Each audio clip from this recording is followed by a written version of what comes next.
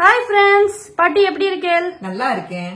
இன்னைக்கு என்ன ரெசிபி பண்ண போறோம்? பருப்பு பொடி செய்ய போறோம். சரி, அதுக்கு என்ன தேவையான பொருட்கள்னு சொல்றீங்களா? சொல்றேன் வா. துவரம் பருப்பு, வரமிளகாய், உப்பு, மிளகு. துவரம் பருப்பு எவ்வளவு எடுத்துட்டு இருக்கேள்? இந்த ஆளாக்குனால 2 ஆளாக்கு எடுத்திருக்கேன். இது வந்து நீங்க வாங்குறதா இருந்தா 200 கிராம். இது அவளுக்கு தேவையான அளவு. மிளகாவையும் கூட்டிக்கலாம் குறைச்சிக்கலாம், துவரம் பருப்பையும் கூட்டிக்கலாம் குறைச்சிக்கலாம். மிளகும் அவ டேஸ்ட்க்கு தகுந்த நம்ம ஆளாக்குல எடுத்த மாதிரி அவ டம்ளர்ல கூட எடுத்துக்கலாம், எப்படியும் எடுத்துக்கலாம். ஆனா 2 டம்ளர் எடுத்துக்கணும். 2 டம்ளர். சரி சரி, இப்ப என்ன பண்ணணும் பாட்டி? வெறும் வானிலையில முதல்ல மிளகா போட்டுக்கலாம். எண்ணெய்லாம் எதுவும் ஊத்த வேணாம். எண்ணெயெல்லாம் வேணாம், வெறும் வானிலை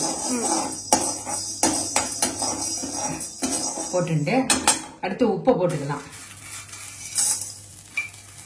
உப்பு ஈரமா இருக்கும், நாளானா கெட்டு போயிடும் பொடி. அதனால உப்பையும் லேசா வறுத்துக்கணும்.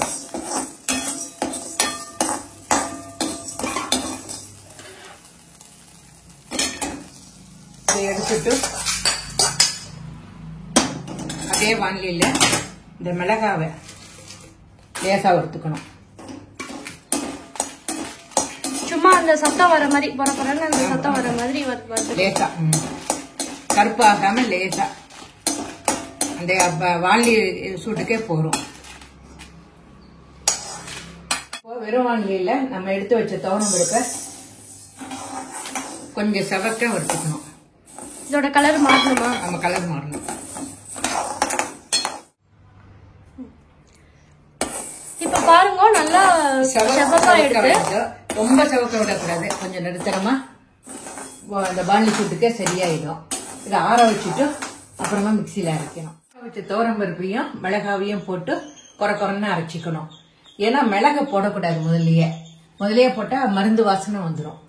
அதனால குறைன்னு ஆனதும் இதை போட்டு ஒரு அரைச்சி பவுடரை எடுத்துக்கணும். இது மாதிரி குறைன்னு இருந்தாதான் சாதத்தோட போட்டு பிசையும் போது நல்லா இருக்கும்.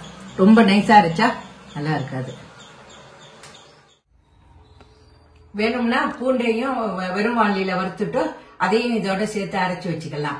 இதை வந்து நல்லா ஆறினதுக்கு அப்புறமா ஒரு ஏர் டைட் பாட்டில வச்சு மூடி வச்சுட்டா ஒரு 10-15 நாளைக்கு நல்லா இருக்கும்.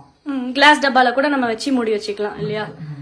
சரி, ஓகே ஃப்ரெண்ட்ஸ், நீங்களும் பாட்டி சொன்ன மாதிரி இந்த ரெசிபியை நீங்க பண்ணி பார்த்துட்டு எப்படி வந்திருக்குன்றத கமெண்ட்ஸ்ல சொல்லுங்க. இந்த வீடியோவை மறக்காம லைக் பண்ணுங்க, ஷேர் பண்ணுங்க, சப்ஸ்கிரைப் பண்ணுங்க. Thank you friends.